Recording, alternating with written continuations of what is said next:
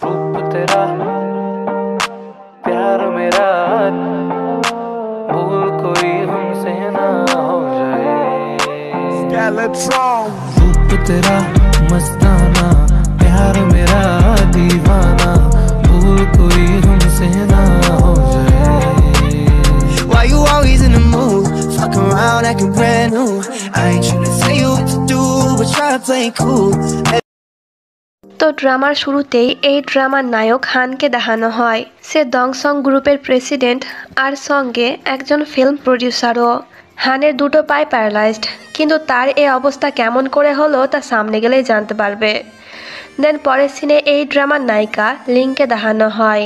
Link একজন artist, আর এই হলো লিংয়ের ছেলে, নাম জাও। জাওয়ের কিডনির সমস্যা আছে, তাই চেক আপের জন্য লিং জাওকে নিয়ে আজকেই এই শহরে এসেছে। তখন টিভিতে হানের ইন্টারভিউ চলছিল। হানকে দেখে জাও তখন বলে ওঠে, মা এটা তো বাবা, তাই না? লিং বলে, না এটা তোর বাবা না। জাও বলে, না এটাই আমার বাবা, কারণ তোমার ড্রয়িং বুকে আমি এই লোকটার ছবি দেখেছি। এতে লিং বলে, হয়তো এটা অন্য কেউ। এতে জাও চুপ হয়। জাওয়ের অনেক পিপাসা পেয়েছে, তাই লিং সামনের দোকান থেকে তার জন্য পানি আনতে যায়, তাকে এখানে অপেক্ষা করতে বলে। জাও লক্ষ্মী ছেলের মতন এখানেই তার মায়ের জন্য অপেক্ষা করছিল, কিন্তু সামনে একটি বেলুন দেখতে পেয়ে যাও সেই বেলুনটিকে ধরার জন্য দৌড় দেয়, যার কারণে সে একটু দূরেই চলে আসে। যাও তখন তার মাকে খুঁজে পাচ্ছিল না। তখন সে সামনে হানকে দেখতে পায়। হানকে দেখতে পেয়ে যাও তখন বাবা বলে ডাক দেয় এবং দৌড়ে তার কাছে যায়। হান বলে, কে তোমার বাবা? আমি তোমার বাবা না। যাও বলে, না তুমি আমার বাবা। এইদিকে লিং যখন যাওকে দেখতে পায় না, তখন তার তো অনেক চিন্তা হয়। সে আশেপাশের জায়গাগুলোতে যাওকে খোঁজে, কিন্তু কোথাও পায় না। হান তখন যাওকে জিজ্ঞাসা করে যে তুমি এখানে কিভাবে এলে। যাওয়ের তখন তার মায়ের কথা মনে পড়ে, কিন্তু সে তো রাস্তা হারিয়ে ফেলেছে। এখন যাও লিংয়ের কাছে কিভাবে যাবে? এখন হান অফিসে যাচ্ছিল, তার অনেক কাজ আছে, তাই সে যাওকে তার সঙ্গে নিয়ে চলে যায়। যাওয়ার সময়তে যাও বারবার হানকে তার ড্যাডি বলছিল, যাতে হান একটু বিরক্তই হয়ে যায়। তখন হান যাওয়ের একটি আইডি কার্ড দেখতে পায়, যেখানে তার মায়ের নাম্বার লেখা ছিল। হানের অ্যাসিস্ট্যান্ট তখন লিনকে ফোন করে বলে, আপনার ছেলে আমাদের কাছে আছে, তাই আপনি এখনই ডংসন গ্রুপে চলে আসেন। ডংসন গ্রুপের নাম শুনে তো লিং অবাক হয় যে যাও ওইখানে কিভাবে গেল। লিং তখন এক মুহূর্ত দেরি না করে সেখানেই চলে যায়। এইদিকে পিচ্ছি যাও তো হানের দিকে এক নজরে তাকিয়ে বলে, ড্যাডি তুমি তো অনেক হ্যান্ডসাম। হান তখন বিরক্ত হয়ে বলে, আমি তোমার ড্যাডি না, তুমি আমাকে পারলে আঙ্কেল বলতে পারো। তখন সেখানে লিং আসে।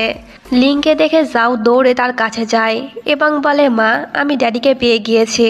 হান যখন লিনকে আর লিন যখন হানকে দেখে, তখন দুজনেই অনেক অবাক ছিল, আর হানকে দেখে তখন অনেক রাগীও মনে হচ্ছিল। হান তখন তার অ্যাসিস্ট্যান্টকে বলে যাওকে এখান থেকে নিয়ে যেতে, কারণ তার লিংয়ের সঙ্গে কিছু কথা আছে। হান বলে, 6 বছর পর আমাদের আবারও দেখা হলো।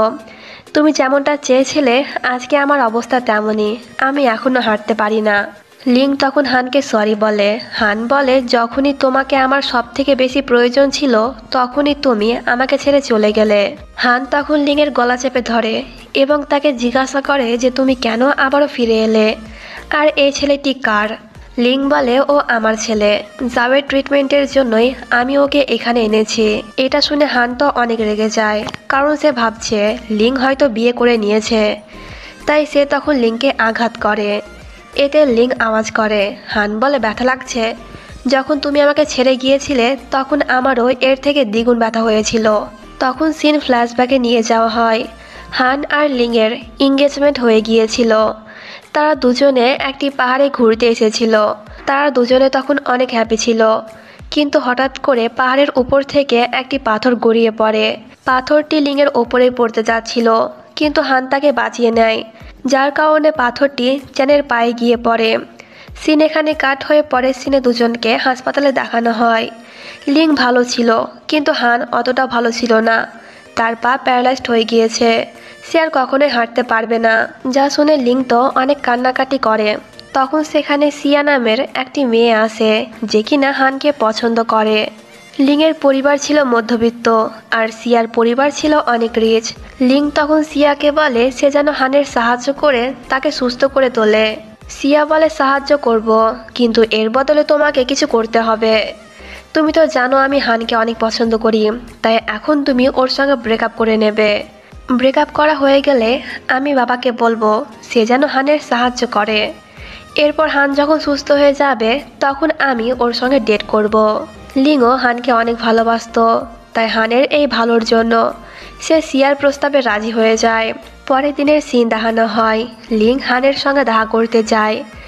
লিং তখন তার বুকে পাথর চাপা রেখে বলে, আমি তোমার সঙ্গে ব্রেকআপ করতে চাই, কারণ তুমি এখন ডিসেবল হয়ে গিয়েছো। আমার একটি সুন্দর ভবিষ্যৎ আছে, কিন্তু তোমার সেবা যত্ন করে আমি আমার ভবিষ্যৎ নষ্ট করতে চাই না। হান তখন বলে, কিন্তু আমরা তো কথা দিয়েছিলাম সারা জীবন একে অপরের সঙ্গেই থাকবো। লিং তখন বলে, হ্যাঁ বলেছিলাম, কারণ তুমি তখন ভালো ছিলে। আমি কি জানতাম আজকে তুমি এরকম হয়ে যাবে। তার এই কথাবার্তা শুনে হানের মা তো অনেক রেগে যায়। সে লিংকে এখান থেকে যেতে বলে, আর লিংও হানের সঙ্গে ব্রেকআপ করে এখান থেকে চলে যায়। হান তখন তাকে আটকানোর অনেক চেষ্টা করে, কিন্তু লিং থামে না। বাইরে এসে লিংও অনেক বেশি কান্না করে। সিন বর্তমানে আসে। তখনই রুমে সিয়া আসে। সিয়াকে দেখে হান লিংকে ফেলে দেয়, আর সিয়া যখন লিংকে দেখে তখন সেও অনেক অবাক হয়। তখন সেখানে অ্যাসিস্ট্যান্ট জাওকে নিয়ে আসে। জাও তখন অজ্ঞান হয়ে গিয়েছিল, যা দেখে লিং তো অনেক ঘাবড়ে যায়। লিং তখন তাড়াহুড়ো করে জাওকে নিয়ে হাসপাতালে যায়। তখন সেখানে সিয়া আর হানও ছিল। হান জিজ্ঞাসা করে যে জাওয়ের বাবাকে। লিং বলে, তা জেনে তোমার কাজ কি। তখন সেখানে হানের মা এসে লিংকে মারতে শুরু করে। সে বলে, তুমি কেন আবারও আমার ছেলের জীবনে ফিরে এলে। লিং তখন তার মাকে বলে, আমি আপনার ছেলের জন্য আসিনি, আমার ছেলের জন্য এসেছি। জাওয়ের কথা শুনে তার মা জিজ্ঞাসা করে যে ওর বাবাকে, কিন্তু লিং এবারও জাওয়ের বাবার পরিচয় কাউকেই দেয় না। তখন সেখানে লিংয়ের এক সুপারস্টার ফ্রেন্ড মো আসে। মোকে দেখে লিং তার সঙ্গে কথা বলতে চলে যায়। আর এই সুযোগে সিয়া হানকে বলে, হয়তো মোয়ের সঙ্গেই লিনের কোনো অ্যাফেয়ার ছিল, আর জাওয়ের বাবা হয়তো মো। ইতিমধ্যে জাওয়েরও জ্ঞান ফিরেছে। জাওকে ঠিকঠাক দেখে লিং শান্ত হয়। লিং এখন এখানেই থাকবে, তাই তার একটি জবের প্রয়োজন। মো তখন লিংকে একটি কোম্পানির অ্যাড্রেস দিয়ে বলে, এখানে গেলে তুমি কাজ পেয়ে যাবে। দুজনে যখন এখান থেকে যাচ্ছিল তখন একটি রিপোর্টার লুকিয়ে এদের ছবি তুলে নেয়। আর এই লোকটিকে অন্য কেউ না, সিআই পাঠিয়েছিল এদের ছবি তুলতে। পরের দিন লিং যখন কোম্পানিতে আসে তখন তো সে অবাক হয়, কারণ এই কোম্পানির প্রেসিডেন্ট আর অন্য কেউ না, হান। হানকে দেখে লিং তো এখান থেকে চলেই যাচ্ছিল, কিন্তু হান তাকে থামিয়ে বলে, আমি তোমাকে আরেকটি সুযোগ দিতে চাই। লিং বলে, আমাদের ব্রেকআপ হয়ে গিয়েছে, এখন আমার একটি ছেলেও আছে। হান তখন বলে, মু কি জাওয়ের বাবা? আমি তোমাকে সেই সুখ দিতে পারবো না বলেই কি তুমি ব্রেকআপ করে মুয়ের সঙ্গে চলে গিয়েছিলে।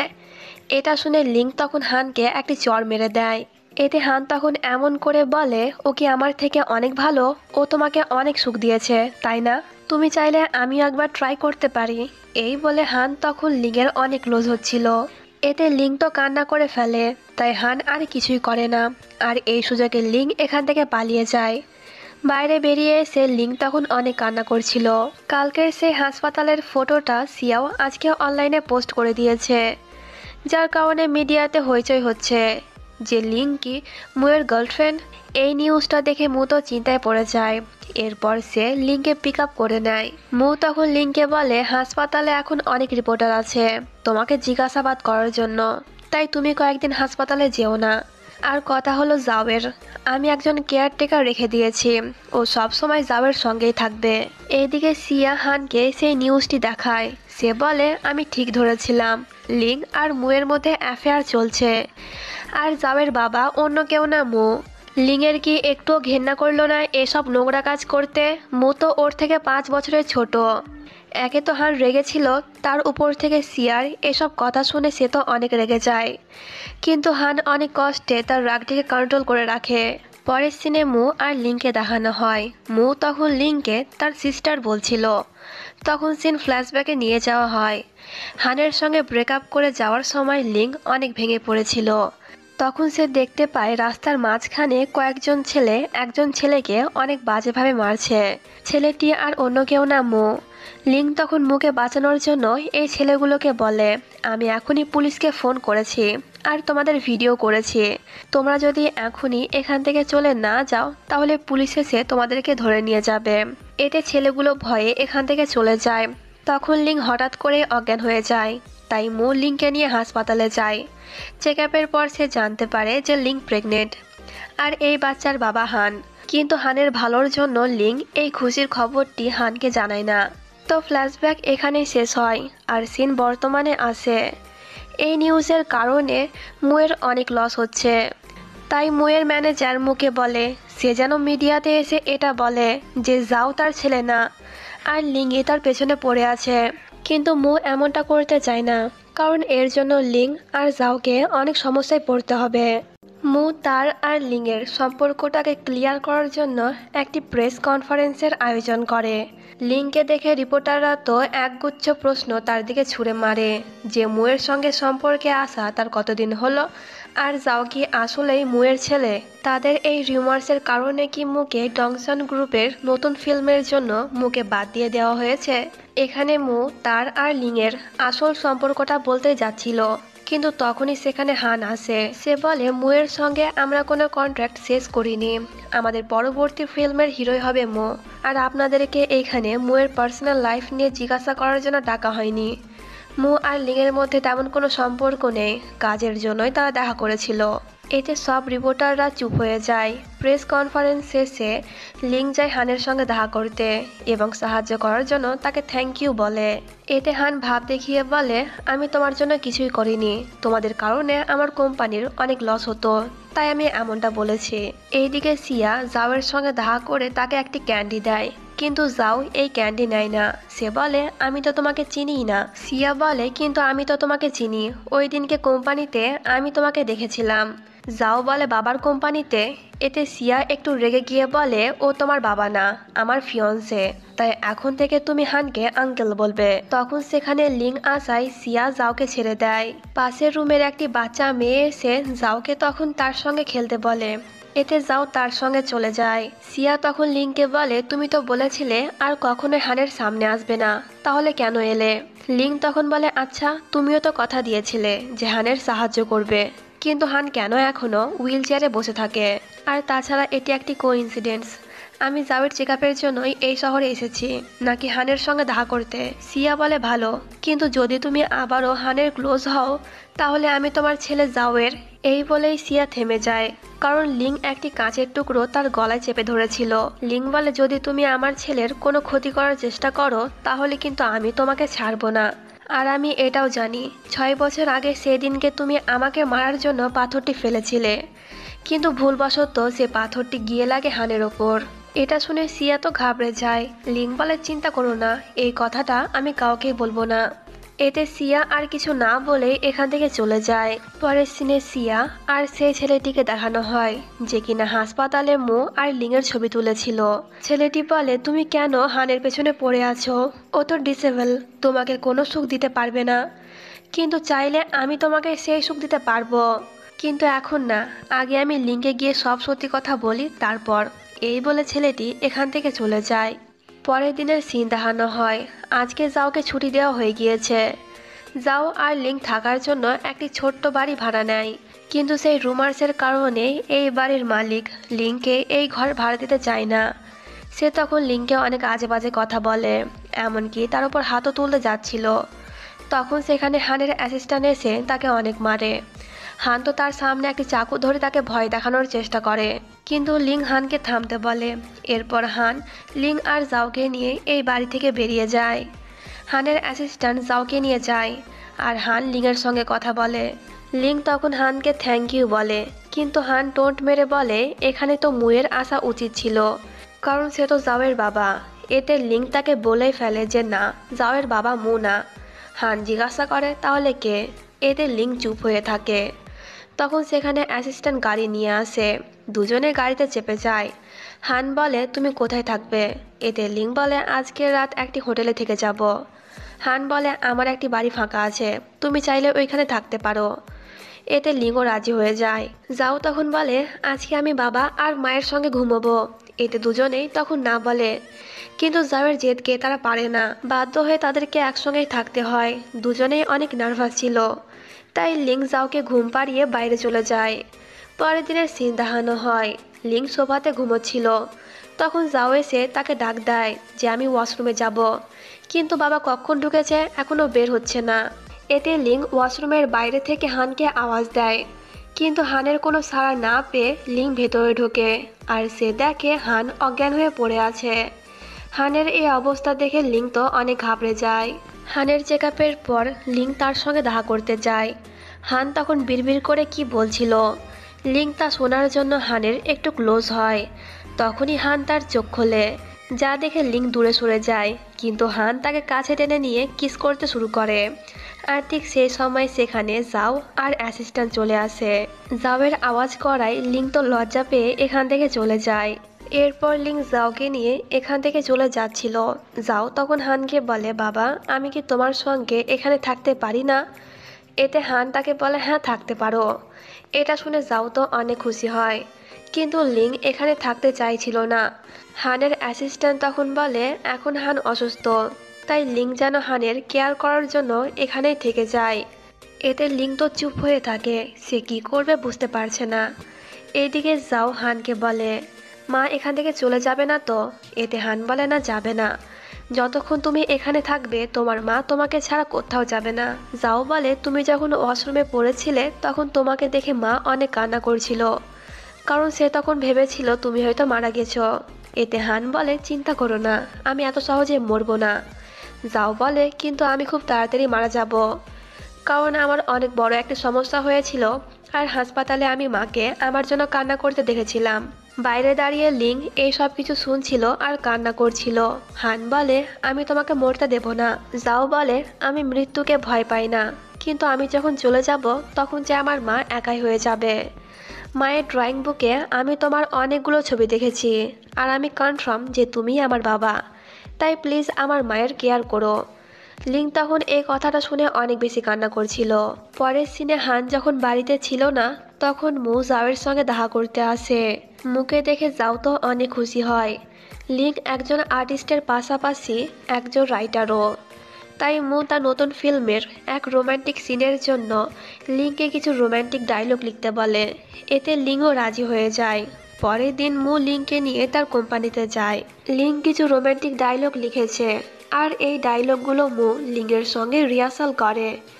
দূর থেকে হান এসব কিছু দেখে অনেক জেলাস হচ্ছিল।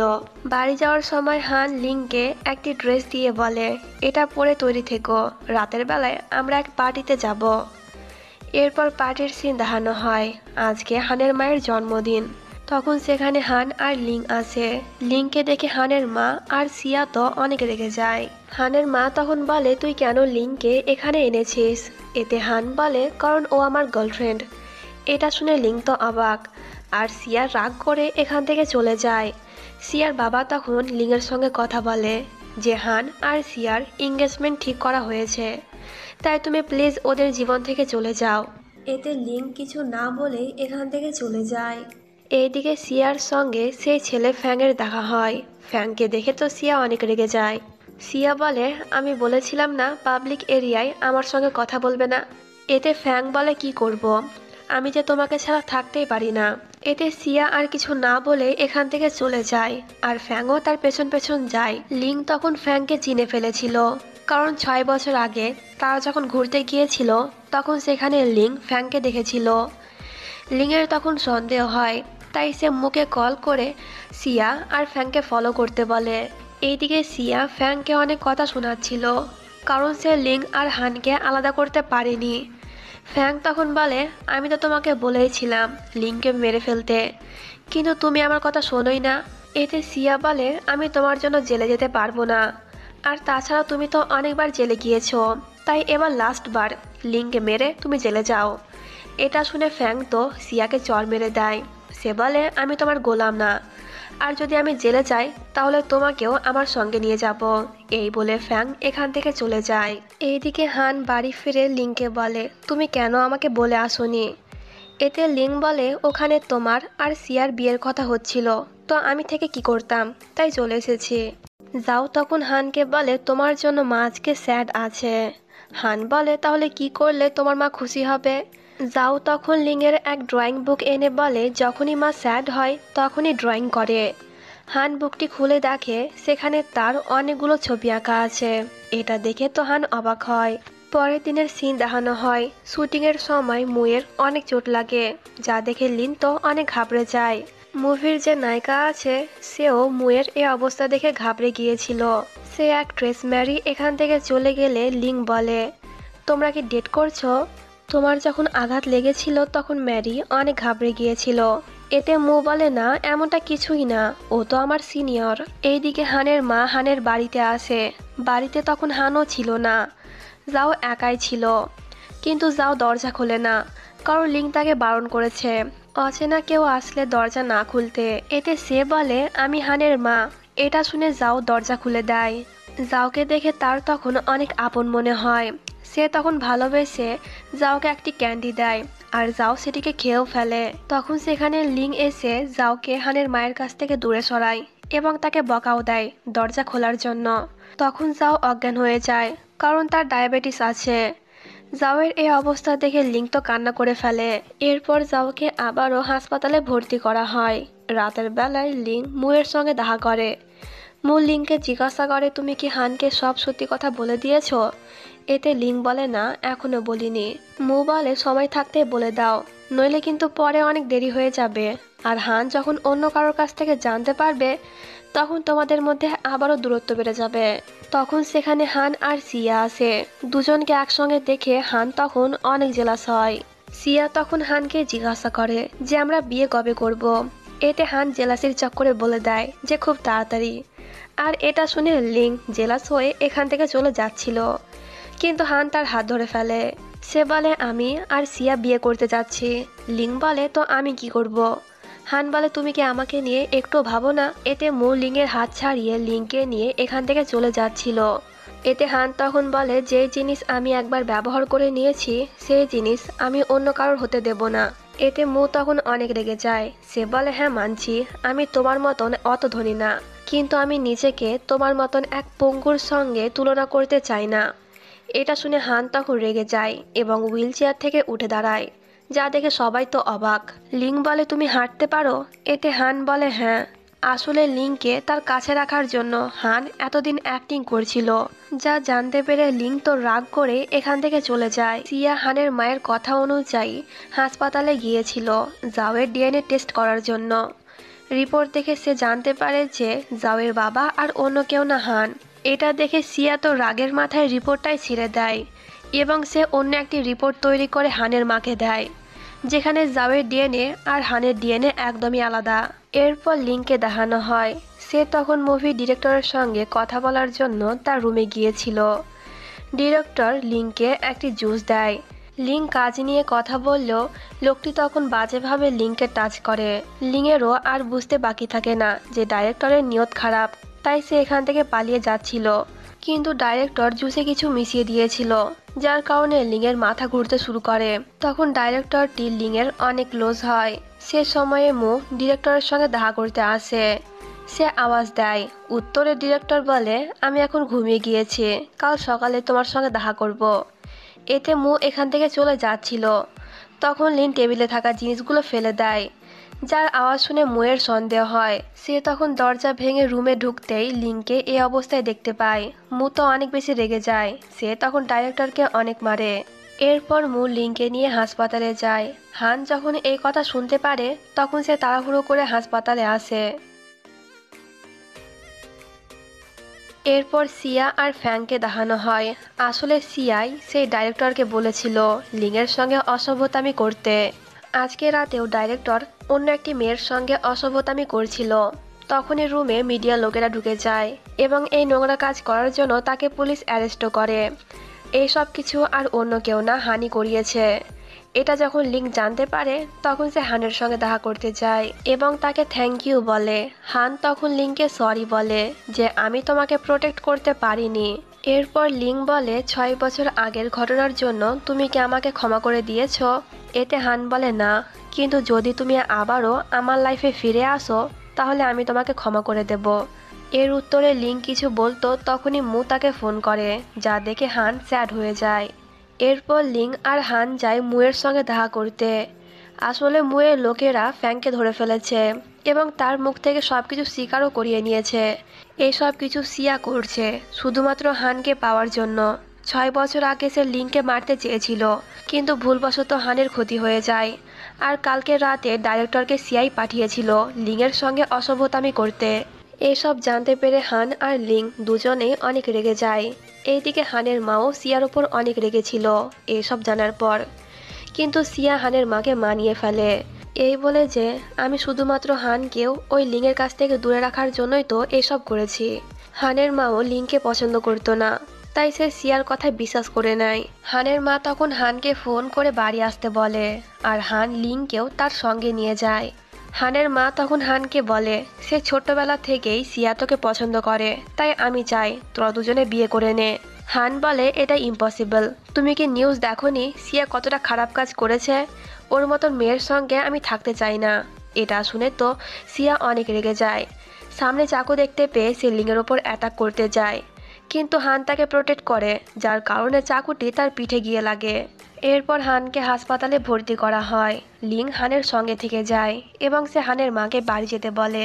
যাওয়ার সময় হানের মায়ের সঙ্গে একটি ডাক্তারের দেখা হয়। ডাক্তারটি বলে আপনার নাতি এখন সুস্থ আছে, কয়েকদিন পর তাকে ছেড়ে দেওয়া হবে। এটা শুনে হানের মা তো অবাক, সে বলে আমার নাতি? ডাক্তার বলে হ্যাঁ, আপনি যে জাওয়ের ডিএনএ টেস্ট করতে দিয়েছিলেন তার ডিএনএ আর হানের ডিএনএ তো ম্যাচ করেছে। কেন সিয়া আপনাকে বলেনি? এটা শুনে হানের মা তো অনেক রেগে যায়। সে বুঝতে পারে সিয়া তাকে নকল রিপোর্ট দেখিয়েছে। এদিকে লিন হানের অনেক কেয়ার করে। হান তখন লিনের হাত ধরে বলে প্লিজ আমাকে ছেড়ে যেও না। এতে লিন বলে না, ছেড়ে যাব না, এই 6 বছরে আমি তোমাকে অনেক মিস করেছি। তখন হানেরও জ্ঞান ফিরে যায়, সে বলে সত্যি? এতে লিং তো হানকে কিস করে দেয়। তখনই রুমে মু আসছিল, দুজনকে রোম্যান্স করতে দেখে মু আর দেখা না করে এখান থেকে চলে যায়। এরপর হান সুস্থ হয়ে তার মায়ের সঙ্গে দেখা করতে যায়। তার মা তখন হানকে বলে দেয় যে যাও তোর ছেলে। 6 বছর ধরে লিং আর যাও আমাদের থেকে দূরে ছিল, তাই তুই এখনই ওদেরকে বাড়ি নিয়ে আয়। এটা শুনে হান তো অনেক রেগে যায়। এইদিকে লিং আজকে একটি ক্যাফেতে হানের জন্য অপেক্ষা করছিল। সে হানকে ফোন করে কিন্তু হান আসে না। অনেকক্ষণ হয়ে যায়, লিং তার জন্য অপেক্ষা করে। হান না আসায় লিং এখান থেকে চলে যাচ্ছিল। তখন তার সঙ্গে হানের দেখা হয়।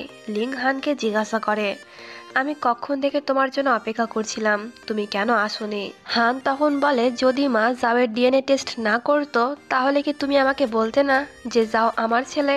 এটা শুনে লিং অবাক হয়। সে বলে আজকে আমি তোমাকে সব বলে দিতাম। হান বলে আমি তোমাকে কতবার জিজ্ঞাসা করেছিলাম যে জাওয়ের বাবাকে, কিন্তু তুমি একবারও আমাকে বলনি।